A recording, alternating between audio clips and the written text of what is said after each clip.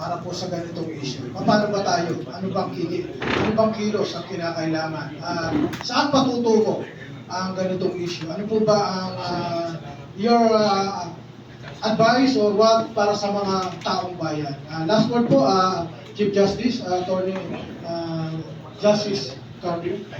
Yes, I'm recommending now to our government to file another arbitration case against China for the dangerous maneuvers, for ramming our ships and to demand damages, and also another arbitration case on the extended continental shelf.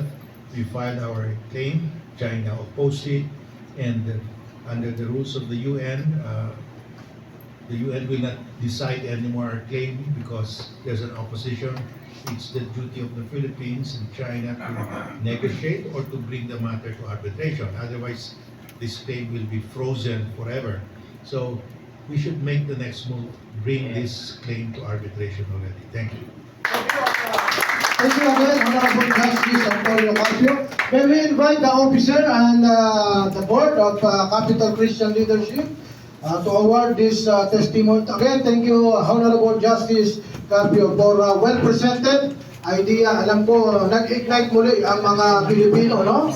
So, kung may plano kayong pumunta sa West Philippine Sea, ay aarkila na tayo ng bangka o barko para sabay-sabay na tayo pumunta ron. Sino po sasama? Ayan, Kasama kami dyan. Yung mga bayani sasama. Ano po? Hanggang sa bukain ng